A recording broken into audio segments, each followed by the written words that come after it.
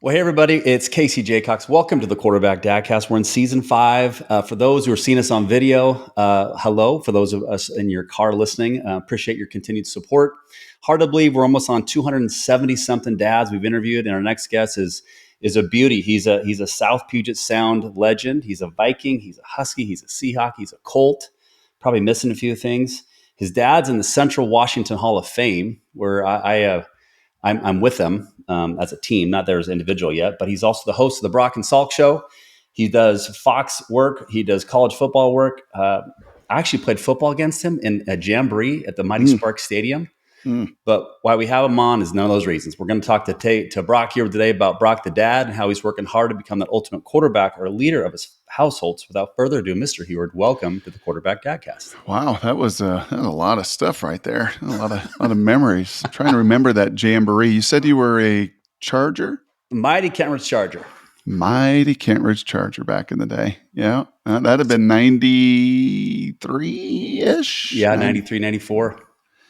Long time ago, man. Many, as I like to say to the kids, last century when I played. So, yep, a long time ago. Actually, that day was the day that shaped pretty much my life, who I am today. I got injured against the mighty Fife Trojans. You know what is so funny, man? I actually remember that. That was going into my junior year, my first year as a starter. Puyallup, only a 3-year high school. Sophomore year, I played tight end.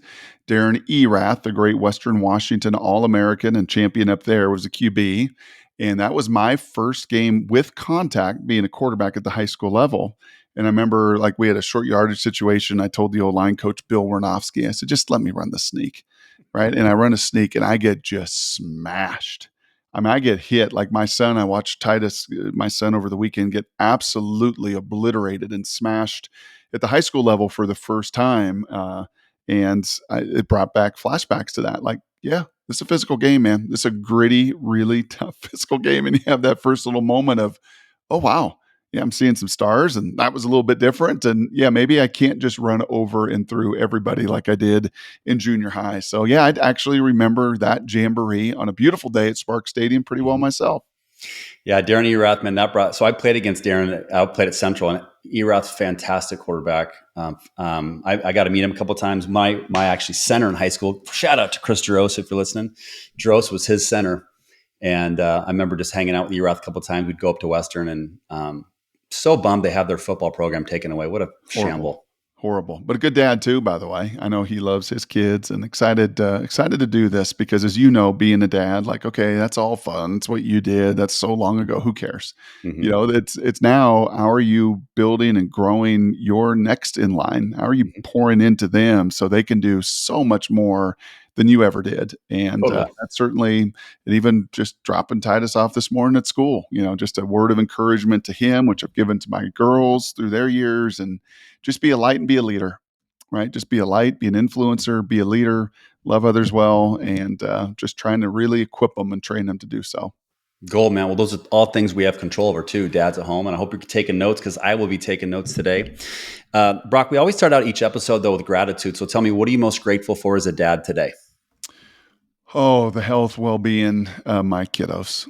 Yeah, I've had a little health stuff, and it's why we've been a little bit delayed in doing this. We'd hoped to do it in August and got an infection and kind of battled through that. And you get your health stripped away and taken away from you. It is a reminder when you do get to wake up and you got that breath in your lungs to go do what you love to do and be curious, which I know is a big theme in your life. And yeah, that just the health and well-being, and all my kiddos are healthy. Oldest is getting married in June, so we're working through marital planning. My number 2 is at Oklahoma State, kicking butt. She started their practices this week. After being there for the last 3, 4, 5 months, really working to the first official practice. She's been at it for a while, but and then, as I said, Titus in the middle of a football season as a freshman, as a backup on the varsity, playing on the JV, and just all that he's walking through and going through, and even enduring a couple shots to his body that left him with a cut neck. And remember the old days, like the scratches on your back from your shoulder pads. And yeah, just looking at him the other day, Sunday morning before church, looking like, yep, I remember waking up from games and feeling exactly what you're feeling right now. Oh, that's so good. Well, what I'm grateful for is, so I got a son in college. He's playing golf down at Southern Oregon University. And he qualified for his first like kind of big event this past week. And my wife and I were lucky enough we actually watched the football game this weekend, and then we watched him play in his Monday in his event, and he played fantastic for him. He shot 2 over. He was tied for 6th on day 1, and day 2 he played great. But on the last hole, this freak thing happened. He's 2 over going to the last hole. Would have been top 10. He plugs the ball in the bunker, blows up on the green, chips back. He's got a 3-footer for bogey, full 360 lip out. So now he just taps in for 5 from an inch. Like he said, he barely tapped it. It hit called like the freakiest thing ever. It hits the bottom of the cup and bounces straight out, lands on the edge. So he went from a tap in 4 to a 6 on his last hole of college golf in his round. The College of Idaho comes up to me, goes, dude, I've never seen that happen in my entire golf. He said, what the F to him, my son. Actually, my son's like, yeah, what the F? And it was such a awesome moment last night because around mindset and the words we say to ourselves and self-talk and like reminding him that you can't change what happened. And then even last night he was a little hot, and I said, you got until 12:01 to get it out. But then tomorrow the sun's coming up, and God, the universe, the golf courses, they don't care. And it was such a cool moment to see him last night, get rid of it. And then this morning he's like, Dad, thanks so much. New day, no more negative talk. What a great learning lesson. We're going to build on this together. That's awesome. What year is he? He's a freshman. Oh, wow. True freshman. Oh, so he's just starting this whole fun journey at the collegiate level too. Yeah. Yeah. And you do realize, right, as you go through this, and especially now with our final one in the home with number 3, and looking back at the things done with number 1 and said to number 2, and hopefully learn by 3, like just how important those words are. That encouragement is. Shot a note to my Macy over the weekend, and just, I heard someone say this, and I think this was really good, because I think it's easy as a dad, as a mom, as a parent to say, I'm so proud of you. I'm so proud of you. And that's awesome. And I don't minimize that at all. But the flip of the switch was to really encourage your kid to be proud of themselves. You should be so proud of yourself and what you're doing, right? You should be so proud of the way that you played. It's one thing to hear, and maybe both is actually the peanut butter and jelly to it. Like, hey, I'm proud of you. You know that. I love you. You should be really proud of what you're doing, how you're competing, and how much you're learning and growing and developing, and to really just kind of double whammy that, because the I'm proud of you is like me. It's still about me, the dad, and me, at times, unfortunately, the performance side of it and the results side of it and all that stuff. I'm just proud. And it's funny, Casey, I said to Titus, he had his first real rough game Saturday, threw a couple picks for the first time in his life and got beat up, as I said. And I think those two things were, as a quarterback, kind of play sometimes together when you're just getting the snot literally knocked out of your nose. And I said to him on the couch as we were watching the replay on Huddle, I said, hey, man, honest question.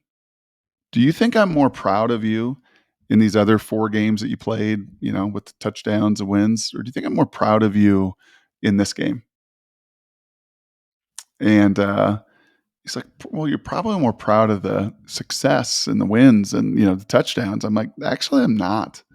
I am way more proud of you sticking to it, of spatuling yourself off the ground, of continuing to stand strong in there amidst a storm and a beating. Not even close. Like, way more proud of that. Because I know how much more beneficial that is, whether you want to hear this or not, how much more beneficial it is to you as a person, your character, your competitor, all of that stuff, moving it forward. So many cool lessons, and pretty good timing that you and I are hooking up at a time where all of this right now is going on in our lives. Oh, so true, man. Well, I think you and I both know adversity. I think it's a Socrates quote. Adversity is, judgment. True characters judge when faced with adversity. And when you go through it, you don't want to go through it. But like every moment of adversity I've been through my life, there's been just gold that's came out of it when I stop back and reflect. And I always joke with my kids, I'm like, hey, Dad's got 0 eligibility left. Like, I'm washed up. I got 0. And so I can teach you and show you where I sucked and failed and struggled to help you not have to go through the same thing. But this has got to be your idea, not mine.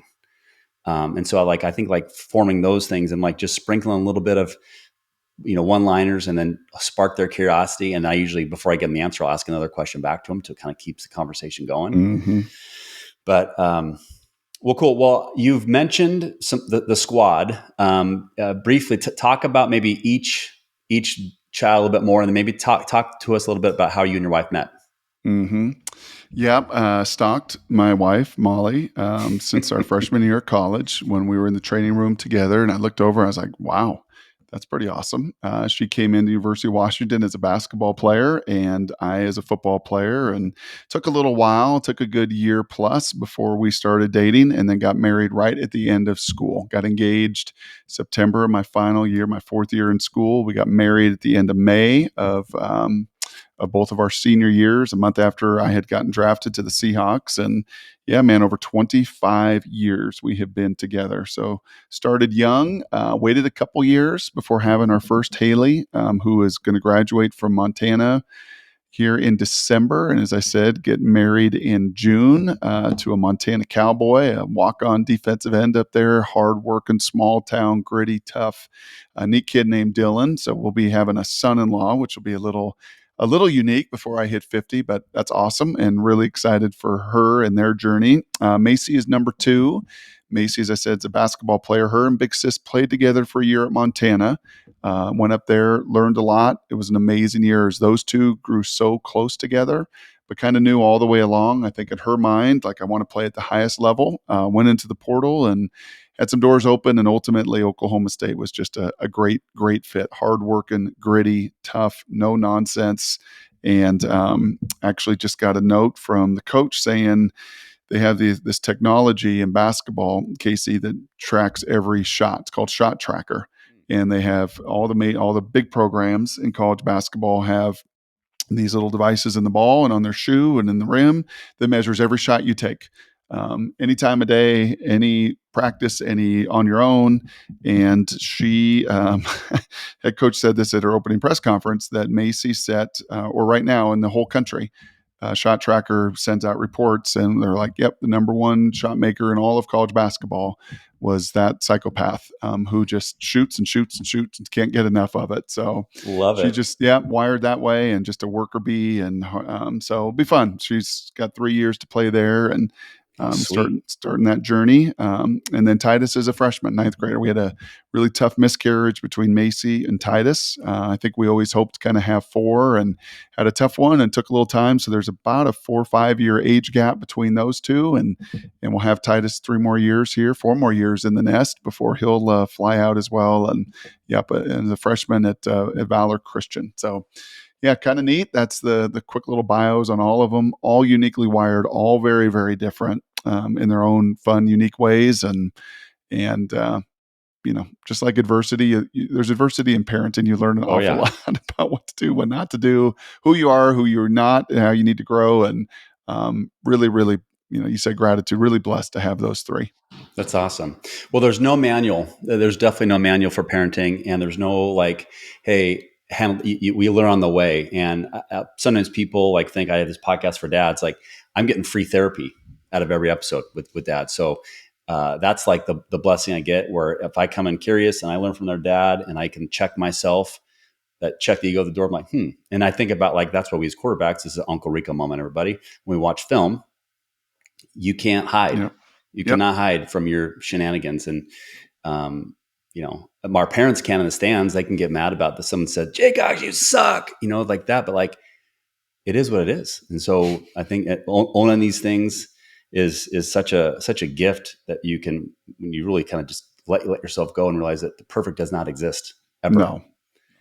You know? Nope, not as a competitor, not as a player. Sports teach you so much of that. I think why it's been such a valuable tool in your life, and it sounds like your kids' lives as well. And Molly will say to me on occasion, and especially if we get a little off kilter and off balance, is my gosh, is sports our idol?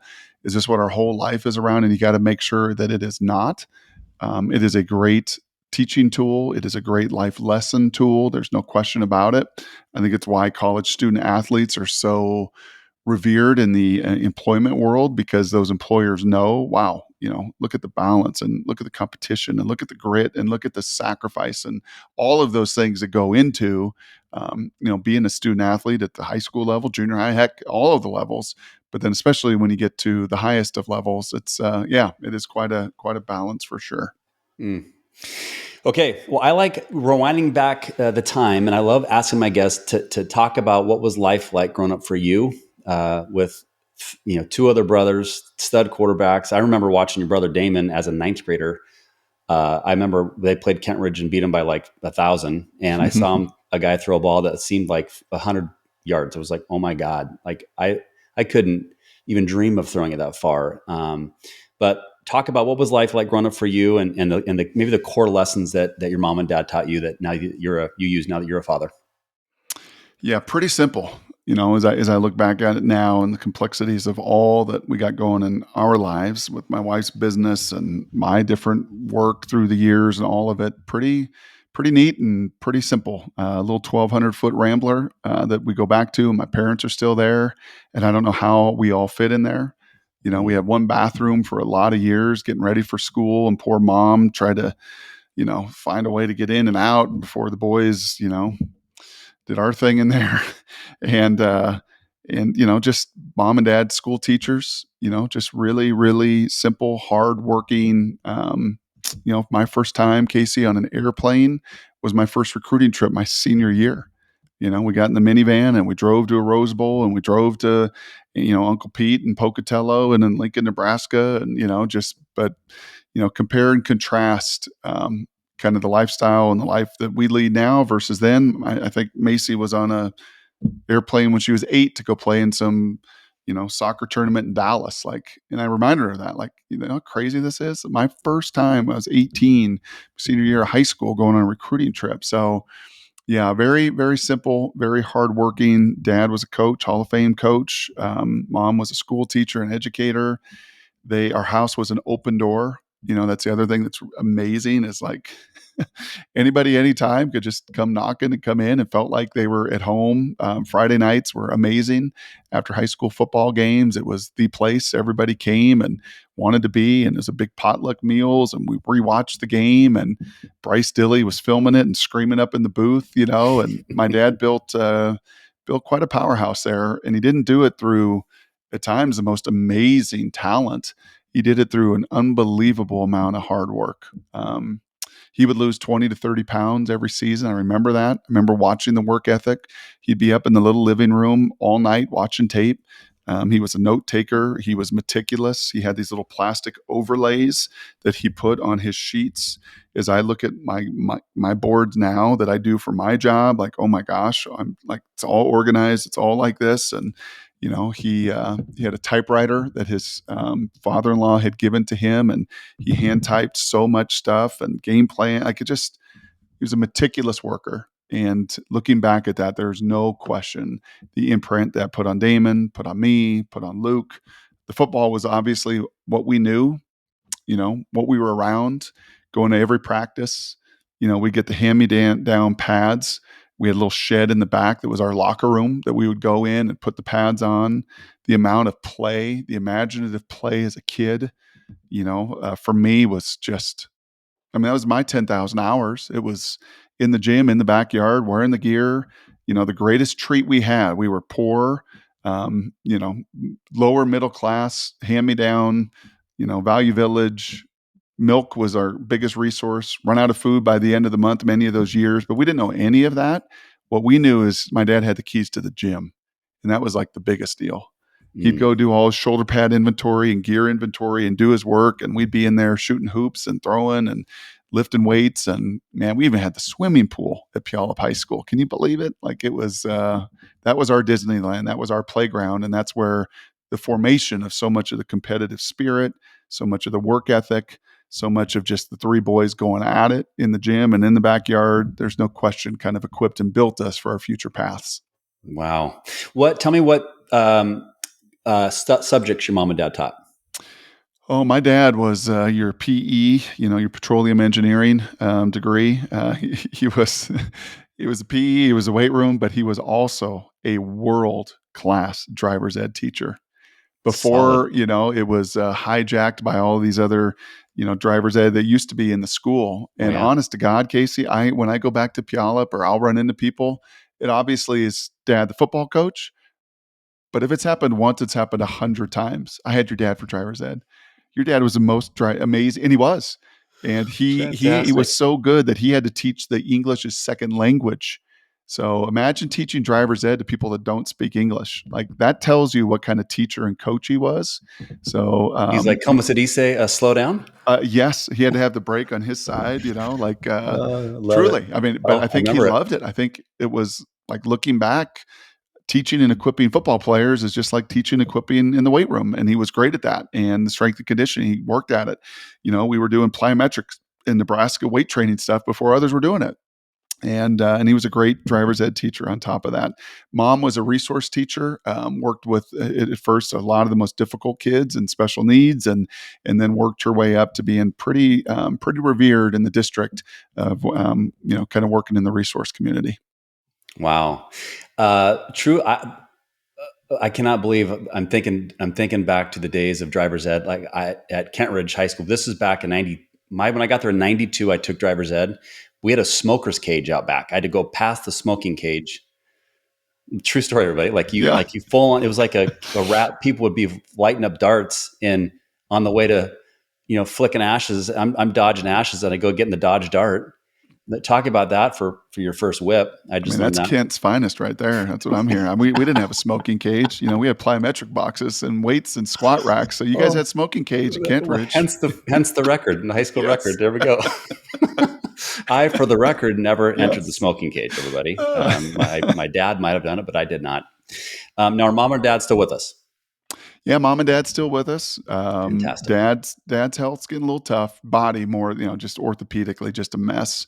New hip, new knees, neck fusions, all the stuff I'm gonna probably be staring down in 20 or 30 years. Hopefully, Mm. we can put it off to then. So he's having a harder time getting around. Mom's in great health, and yeah, great grandparents.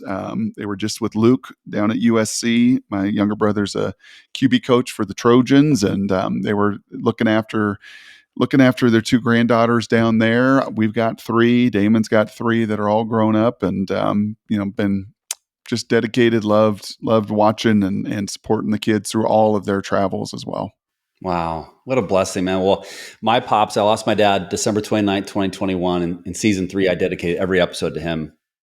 And he was, my dad was like a little bit of Chris Farley, a little bit of like Will Ferrell, but not as tall. But he could drop the biggest GD bombs at me that would like freak me out, but like make me laugh hysterically when I'd get in trouble. But Brock, he never missed a game ever. Yeah.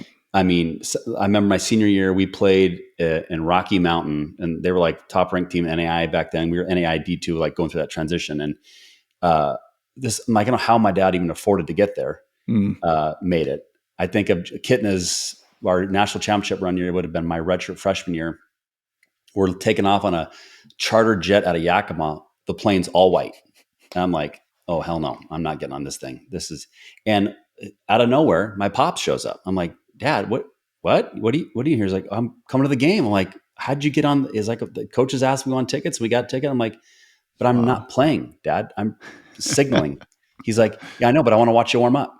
And so like after the game, my dad said, man, you had a great game. I'm like, Dad, I got in for 4 snaps at the end. I know, but you were like 80% completion in warmups. But it's like that. So cool. I remember that stuff. And I think we're about the same age. I'm 48. And Yep. That is what to me is so important. And I think no matter what job you have, if you're doing what Brock's doing what I'm doing, you're a bus driver, you're a stay-at-home dad, like the gift to being present is like something I do not take for granted or lightly. And like you said, you're about health. Like I look every morning and I do my gratitude work. I say, God, thanks for waking me up today. I'm breathing today. I got a chance to do something. Yep. And I think No that question. I hope question. I hope my kids pick up on that. Why they're under my roof and our roof, my wife Carrie. But I would say that word you just said is such a critical one. And, if my wife were in the room listening to some of this, she knows all of my failures as a parent as well. And how busy I am running around. And this, I did this speaking engagement a couple of years ago, Casey. And I really enjoy doing those when there's a margin for it to businesses and sales teams and everything else. And one of the guys at the end asked me a great question. He was just like, how do you do it? How do you balance being a dad with, what you love doing and on the road? And I don't balance it well. I did not have a good answer for him. I said, I'm feeling my wife on my shoulder here. I don't have the book on that. I'm not here to speak about that.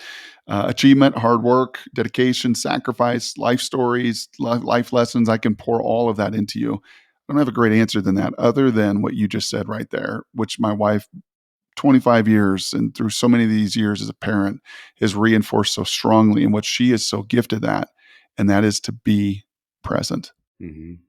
I remember a couple times during some tough teen years with our daughters, she'd be like, they don't need your counsel. They don't need your help. They need you to be present. Just go lay on the bed next to them. Just go in there without any motive. You want to be Mr. Fixer. You think you're Mr. Coach. You think you got Mr. Answers. Like, that's not what they need right now. Just be present. And that would be, if anything, in our time here together, and to the dads that take this in, that would and present with without like your wish list, without restrictions. Present, just be available. Yep. Not out of performance, not out of checking a box, not because it's the right thing to do, not because you're looking for some fanfare, some reward from it. Truly, right. To just be there and be present with your kids. And with these things, and with all of their busyness, craziness of how fast life comes at them, Casey, faster than it ever did for you and I at 12, 14, 16, 20, like, that ability to just stop and be present is more critical than anything. Yeah, no, your wife's a saint and just smart. I think most wives are. I mean, I don't tell any other dad this, but they're a smarter species than us, Brock, and tougher. Oh my God, 100%, a lot tougher. I don't think they'd ever wear the red jersey. They would not. Nope. Nope. They'd probably like compete with Joe Nash back in the day. I've heard it said that if men had to give birth and go through that whole process, there'd have been one generation. It would have died out at Adam. Like, it'd been done. So, I got an epidural just watching my wife give birth. I think I fainted the first epidural. Like, that needle was like that. Like, what? Yeah, and the dude who did it looked like Frankenstein, our guy. I'm like, bro, you look like the Grim Reaper. Do not get that away from me and her. Yeah. So I want to go back to your mom real quick. So your mom, in a household full of boys, your dad's coaching. He had an unbelievable high school coaching record, one of the winningest coaches in the state of Washington, losing 20, 30 pounds. Like, the patience she must have had. Mm-hmm. Like, talk about like what lessons of patience maybe you took from your mom that maybe you've shared with your kids. Yeah, just patience and sacrifice, right? I mean, just having a real servant heart. Yeah. Like, this is what we're going to do. The opening game this year of my season, Casey, I was still coming back from this infection. Didn't know if I'd be able to do the opening weekend. And we had a Thursday, Saturday. And that Thursday game was North Carolina, Minnesota. Got delayed. It was all kind of, haywire and everything else. But in the third quarter, the QB for North Carolina, I don't know if you saw any of this or remembered any of this. His name's Max Johnson. He's son of Brad Johnson. Great lineage and everything else. Started at LSU and then went to A&M and just been through dysfunction. I mean, just Jimbo and Orgeron and SEC program, just dysfunctional. And finally landed at North Carolina and was going to be the starter, and was playing his QB coach, a guy named Clyde Christensen, who I was with in Indianapolis. Won a Super Bowl with Brady, won a Super Bowl with Peyton Manning, Tony Dungy disciple, man of God, unbelievable faith, just an absolute rock. And what a blessing for Max to have here in his fifth year of this crazy, quarterback journey, to have this stability. And the third quarter has the most horrific injury. Just gets high load, could tell right away, like, this is not good. And tried to get up, couldn't. Cart comes out, and we show Brad and his wife in the stands. And actually his wife, had kind of got in that posture of her hands on her face. And I remember a picture that my uncle took of my mom, like at the Foster High School days when my dad was starting. And it was that same look of despair, like, oh my gosh, this is so hard. And in that moment, man, I just like filter down and just going to be real. I actually got choked up on the air. Like, I got to be honest, like, this is hard, and it's hard. And I kind of went down the road of a quarterback mom that people don't think about quarterback mom and the burden and what they carry and what they have to hear and how they empathize in ways that us men many times don't and can't, and feel things that we don't and can't. And yeah, man, I just totally let my guard down. And it was one of those, like, should I do this? Should I not do this? But that picture just did. It clicked back to my mom from those years, all of those times. And getting in Husky Stadium at the end of my career when it was tough and we were not good and I'm getting booed and she's hearing things, and finally her and Aunt Bonnie can't sit in the stands. Like, they couldn't even go in the stadium, didn't want to hear any of that anymore. So yeah, the sacrifice and just the empathy that moms have. And certainly my mom is a 3-time QB mom and a coach's wife, a whole bunch of empathy pouring out of Peg. I love that story, man. I love, shout out to you for being vulnerable enough to do that, because that's how we connect with people. I think social media has this perspective of perfection, which doesn't. I love the more we share about our weaknesses, our struggles. I think that's how you drive connection to people. And I think life's superpowers that many people leave unlocked are humility, vulnerability, and curiosity. I think the best leaders have them, the best sales teams have them, the best cultures have them. But I think about, when you said that injury, you made me think of back how we started this conversation back at Spark Stadium. So my junior year, I don't know if I've ever, probably don't know the story, but like, I went to UW football camp before my senior year. And I went because my running back at the time, Kevin Childs, was getting recruited by Boise and UW. And I met Dick Baird for the first time, he would talk to you, be like, Casey, nice to meet you, sir. And he'd be like, oh, shit, Kev, what's up, dog? I'm like, wait a minute, you're the same dude. You're talking jive to him, and what's going on here? Yeah. And I remember playing with receivers that were really, really good, and the talent around me was really, really good. And I ended up having a great camp. And then, they announced these awards, and you obviously weren't there because you probably would have won it, not me, but they said, and most outstanding quarterback of the camp is, and they named my name. I'm like, wait, what? And they came down. He said, hey, and it blew me away, because I was like a low Big Sky guy, central like D2, and all of a sudden now I have tickets to all UW games, access to the locker room. They say, we want you to send your best game film from whatever. We're going to be coming to your game. You won't know when. I'm like, wait, what? And I remember calling Coach Marty Osborne. I told him about it. He's like, holy, what? And I'm like, this is crazy. Well, fast forward to Spark Stadium that day. Last play of the Jamboree, I get put back in and end up breaking my foot in 4 spots against Fife. And I still got the token, hey, we'll come walk on, blah, blah, blah, whatever. And I remember I wanted to go where I was like, at least felt like I could play early. And Dick Baird called Central for me. Coach Marty Osborne called Central for me. But the power of that story that I've shared with my kids, and now they're older, they're like, man, Dad, that must have been so hard. Well, the guy I beat out my junior year now he had to play quarterback, and I had to watch. Brock, he would set our single season passing yardage record. He would take us to the state playoffs, first time in 20 years. And he was named second team all-league quarterback, and I had to watch everything.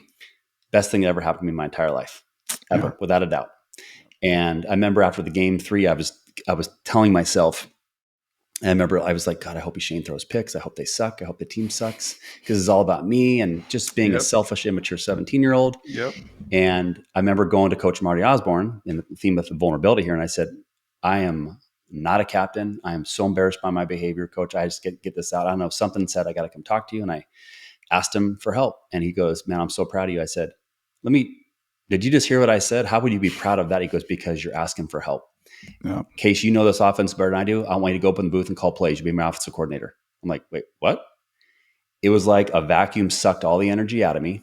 And now I was part of something. I was belonging to something. And now all of a sudden I was rooting Shane on, and Shane would go on to play fantastic.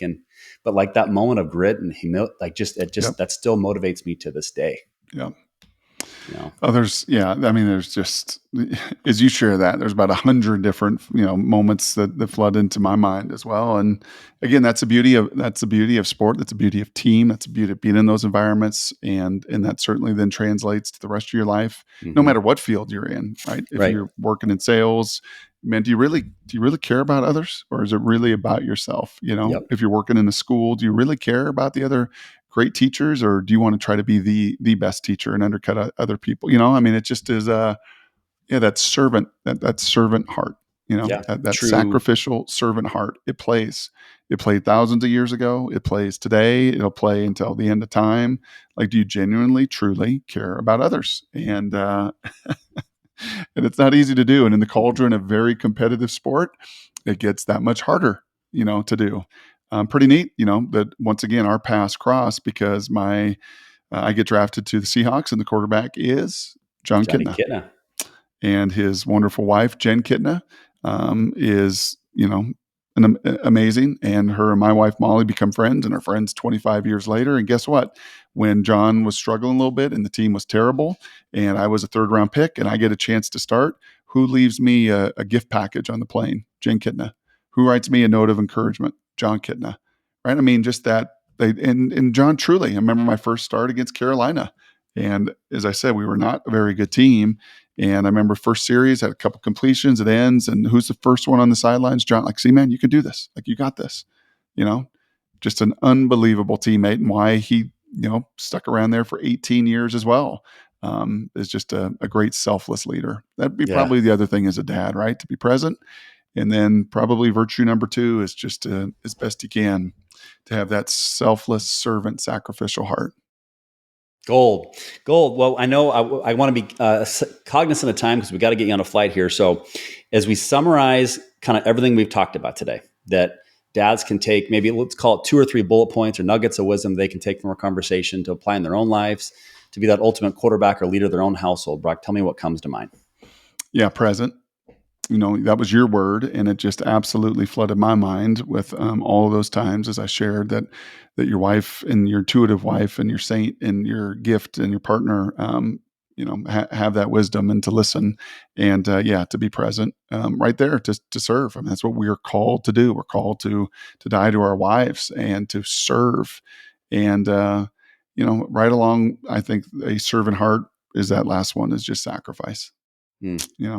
I think it's really easy. And, my wife has now come into the office, so she's going to hear me say this. I really genuinely think it's easy to just go and work and work and work and work. And especially if you find what you love to do, maybe not swinging a hammer for 10 hours or digging ditches and, certainly some jobs in the, in the public school environment. There's some heavy, heavy lifts, but by and large, if you find what you love to do, it's pretty easy to work and work and work and work and work and work and work for your own rewards, for your own benefit, for your own monies, for all of that stuff, for your own name. It's a lot harder to sacrifice. A lot harder to do that. And, finding that balance is still a journey for me. I think a journey for most dads out there when you do find something that you love to do, but be present, serve, and sacrifice. Gold. I will make sure that's well noted in the show notes. For people that want to follow you and learn more about the work you do in the football world or the broadcast world or any other lines of work you got going on, maybe I did not share. Tell me, what's the best place people can learn more about Brock, what he's up to today? Well, the old Twitter. I don't do any of the Instagram or Facebook or any of that stuff. But I am at Brock Huard on Twitter, and we'll live some of life out there. And then probably just the radio show every morning, Casey. It's been 15 years. It'll be 16 in March. I can't believe it. But that's a place that, I know curiosity is a huge part of your life and what you speak to and how you equip others. Vulnerability too. We just put life out there. Salk and I, after all these years, as we're getting old and, have to wear our reading glasses and do all the rest of the stuff. We put it all out there. So that's been an awesome platform to encourage, to try to lead, to try to inspire and empower. And I really do enjoy the personal nature of radio and morning radio in particular. Yeah, well, you're fantastic at it, man. It's funny. This is the first time we've met, but I've known your name forever, and I feel like I already knew you just from listening to you. I got buddies that are huge fans of the show, so keep doing what you're doing. I think people love the perspective you can bring because you played the sport. I love when you nerd out on football, X and O, because I'm a football nerd and quarterback nerd. It's now time to go into the lightning round. When I go random, I'm going to show you the negative hits of taking too many hits in college, not bong hits, but football hits. Your job is to answer them quickly. My job is to try to get a giggle out of you. That first little laugh does not count. Okay. Are you ready? Yep. Okay. True or false, you once lost a 40-yard dash to Dick Baird? False. Okay. True or false, you own the UW quarterback record for deadlift at 135 pounds? No, that's false too. That's false too. Okay, there's my first giggle. 1-0. I'm up. Mhm. Okay, if I was to come to the Huard house for dinner tonight, tell me what would we have? Steak. Okay. Really good on the grill. Okay. Indirect heat. Learn the methodology. Well, Blackstone or grill? oh, grill. Yep, grill. I nerded out on cooking early before kids, and my first couple years in the league. And yep, I nerded out, got to know chefs and good stuff. Pike Place Market, and yep. So yeah, there'd be some. If I'm coming back from my trip to Sitka, you're going to have some salmon, and you're going to have some halibut, pistachio crusted halibut fish and chips that you're going to remember. That sounds quite elegant, and I'm impressed. You're not going to find that at Sherry's, everybody, but at Brock Huard's restaurant, you are. What was the last book you read? Ooh, that's a good question. I reread Boys in the Boat. Oh, fantastic one. Yeah, Love read one. that the first time. That one was so good. Actually, we went on a little vacation and reread that one, and that one's hard to beat. Favorite 80s comedy movie?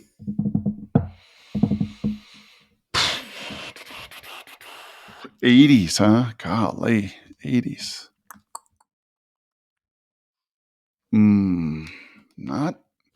It's not a big comedy. Not a big comedy movie guy. Much more of the Braveheart, Top Gun, William Rocky Wallace? IV. I mean, Caddyshack. Caddyshack was '80s, right? That was 79. Damon We'll loved call that. it good. It's Yeah, close Damon enough. absolutely loved that. No. Dumb and Dumber. That's '90s, right? You're telling me there's a chance. Yes. Okay. If there was to be a book written about your life, tell me the title.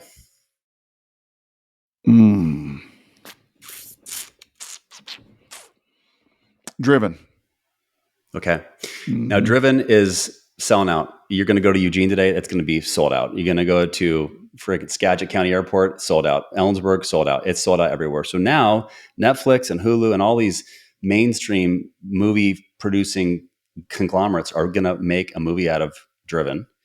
But you are now the casting director, Brock, and you know who's going to star the slinging lefty in this critically acclaimed hit new movie. My son, Titus. Oh, there we go. I love it. I don't think I've ever heard that one. That's but fantastic. Not a lefty. Unfortunately, not a lefty. My wife said the other day, we really screwed up when Titus took this beating, right? And had all these cuts all over his neck and shoulders and everything else. And he does pitch and he loves to pitch. And we'll see what the Lord wants to do with his gifts and his journey and everything else. And she's like, we really screwed up. We should have put that ball in his crib in the left hand, just made him left-handed, just so he could pitch, Right. Just so he could pitch. No. Yeah, Titus got a lot of his dad in him. I think he could pull it off. Oh, I love it. Okay. And last question. Tell me 2 words that would describe Molly. Intuitive and empathetic.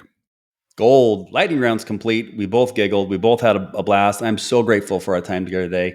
I hope our paths cross so I get to meet you in person, shake your hand, and nerd out in some more quarterback stuff. Keep doing everything you're doing. I'm grateful for you. I'm grateful for all the dads who continue to listen. If you've enjoyed this episode today, everybody, please share it with a friend, share it with another dad. Let us serve and come into your lives and help you find ways to be a better quarterback or leader of your household. But Brock, thank you again for your time and can't wait to watch you still doing everything you're doing. Keep up the great work. And I didn't even know, man, you're most outstanding player, but this was a logo back then. I mean, I put this on today because we had some Husky football stuff to do today. And look at that, man. That's Dick Baird's era right there, Dickie right B. at you. I have a picture of Don James. I was like, I don't even know how many were painted, and I gave it to my dad, and it was like he almost came to tears. But and I still have it in our house. But it's a hand drawn picture of Don James back in the day. And my last question, I know you got to go. Remember James Compton? Oh yeah, my cousin. Wow.